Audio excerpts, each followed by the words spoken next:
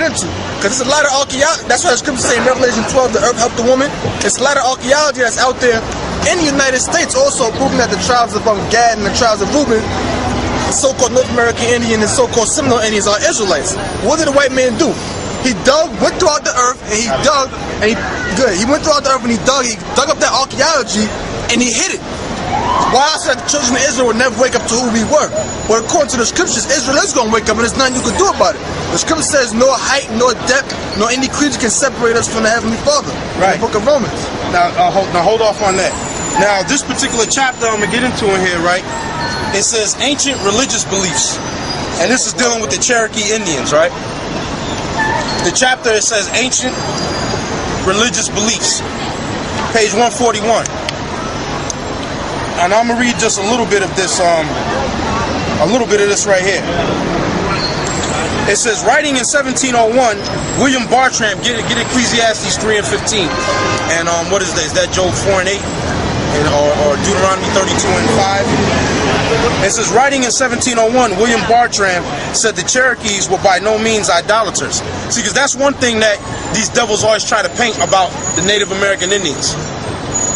That they were idolaters, into human sacrifice and all this other garbage. Now, this particular scholar is saying that they were by no means idolaters unless they're puffing tobacco smoke toward the sun and rejoicing at the appearance of each new moon. So they celebrated the new moon because they knew that that was the beginning of the new month. It says, might be interpreted, so far from idolatry were they, that they had no religious images among them. So they didn't have no idols among them. That's what the scholar is saying about the Cherokees. He said they didn't have no idols among them, or any idolatrous religious rites or ceremony that he could observe. Instead, they adored the Great Spirit. All the Gadites, or the Indians here in North America, they addressed the Most High as the Great Spirit. And they called him the Great Spirit, or the Great Spirit of Fire. The scriptures tell you that the Lord is a consuming fire.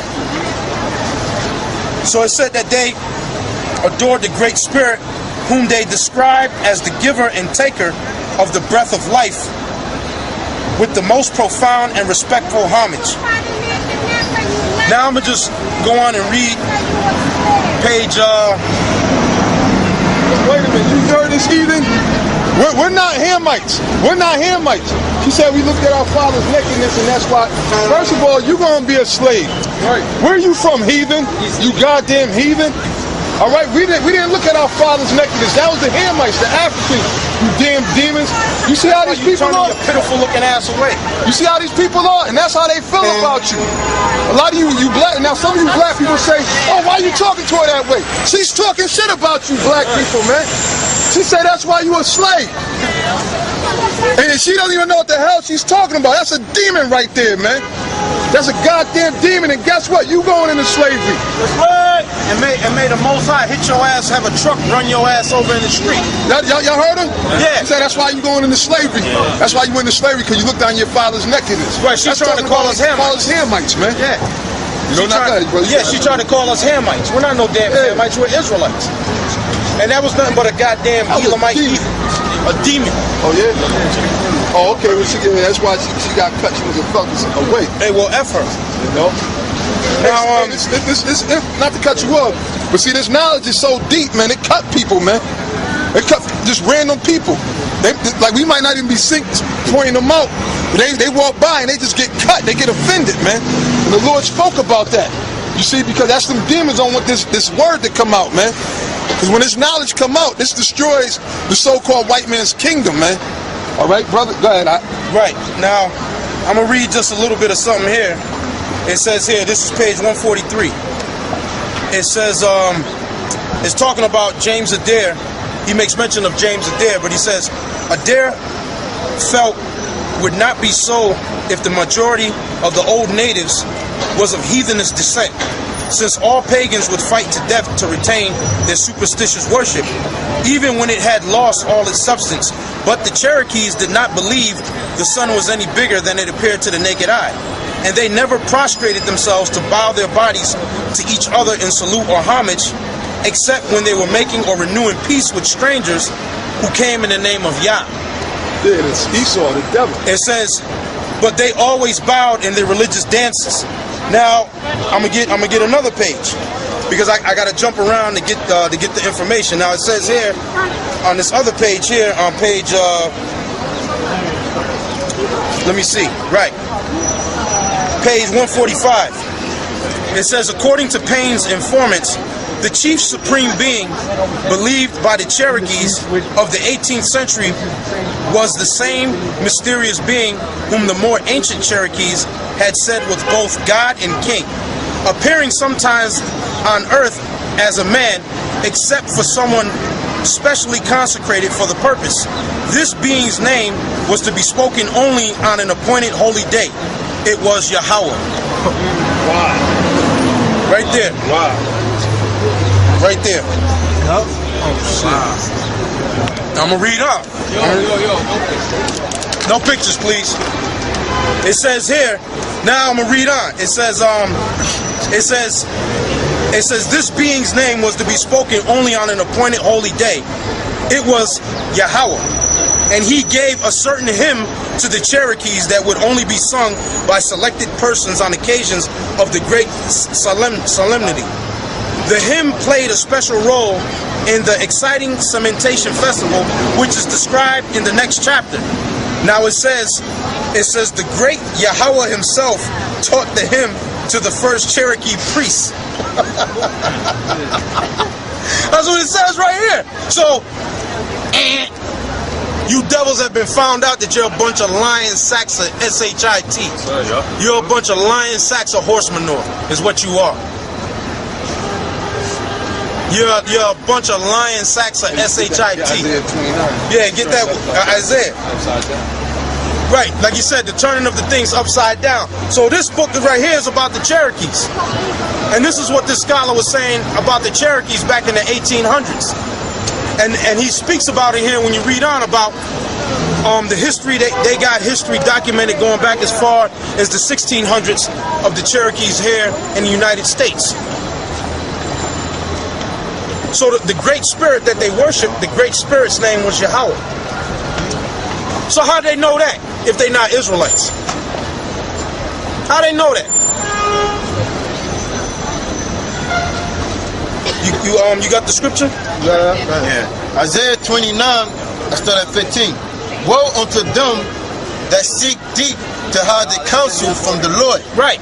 Woe to them that seek deep to hide their counsel from the Lord. That counsel is dealing with the Illuminati, your unseen leaders, your Rockefellers, the Bilderberg, the Merovingian family, these different super rich families that own and control the world. The biggest secret in the world, the best kept secret in the world, is that the Negro, Native American, North American Indian, Mexican, Puerto Rican, Seminole, Dominican, so on and so forth, are the tribes of Israel. Are the tribes of Israel. That's what the best kept secret of the world is. And you damn so-called white people, you are undoubtedly the devil. You are the undisputed devil of all creation.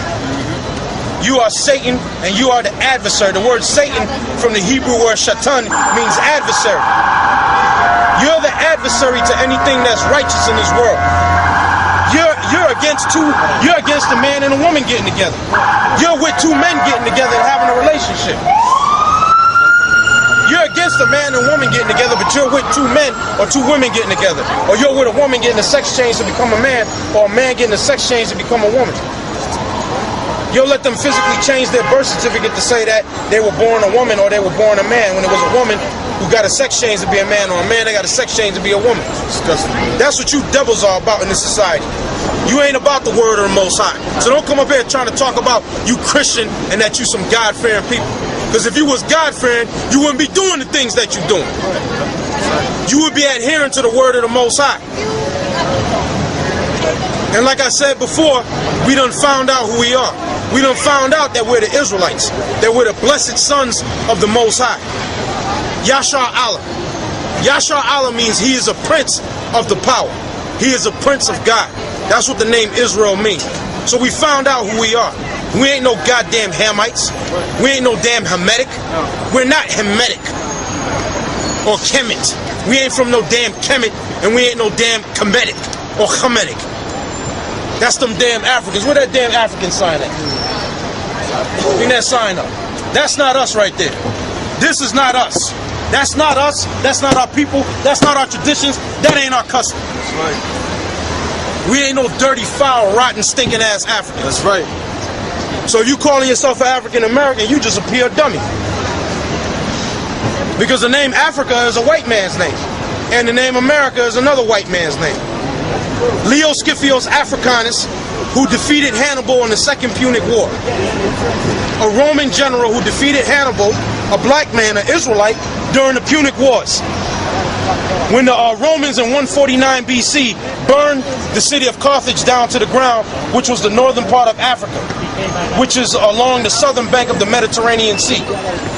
When they burned Carthage down in 149 BC, they named the whole continent after Leo Scipio's Africanus, who conquered Hannibal in the Second Punic War. And it was Africanus's grandson in 149 BC that took the task of burning Carthage down, and then his famous grandfather's name was put on the whole continent. And instead of it being the northern part being called Carthage and the rest of it being called Kemet, they called the whole place Africus, or Africa. This place here, America, goes back to an explorer, Amerigo Vespucci, an Italian explorer. Amerigo Vespucci. Your father ain't Leo Scipio's Africanus, and your daddy damn sure ain't no damn Amerigo Vespucci. So how the hell are you African American? All you is an American citizen. Through slavery. That's how you're an American citizen. Through slavery and through the civil rights struggle, you're an American citizen. Because when you first got here, you were counted as 3/5 of a man. And really, you're still looked at as 3/5 of a man anyway.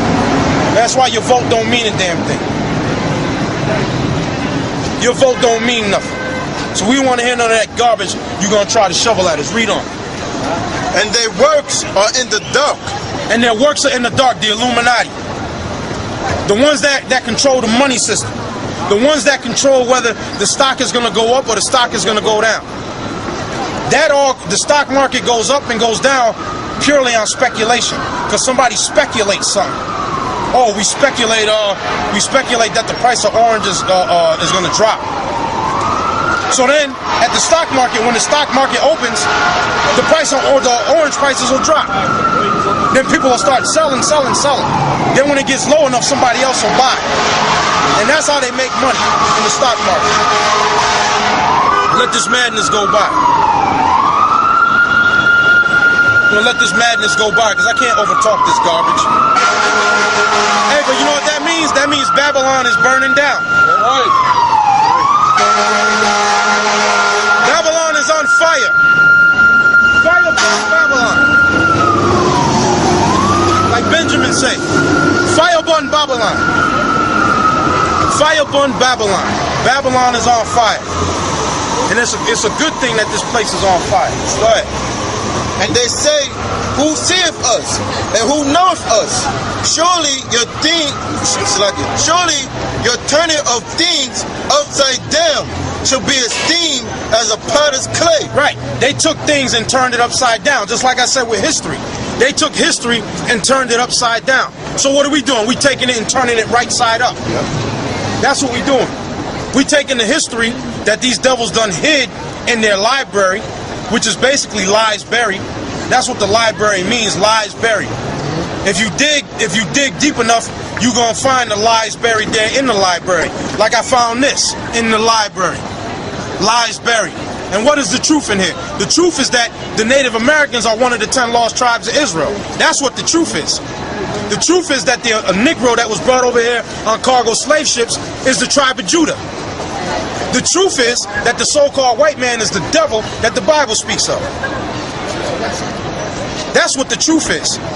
So the truth is what? We're taking what they turn upside down and turning it right side up. And guess what? A lot of people are going to be offended at it. You want to know why? Because since you've been a little baby, you've been taught and your mind has been geared into this one direction right here. This garbage right here. Your mind has been geared into this. My mother introduced this to me. My mother and my grandmother. My father didn't teach me that shit. My mother taught me that shit. So of course you're going to be offended and you're gonna have a problem with it, because since you've been a little bit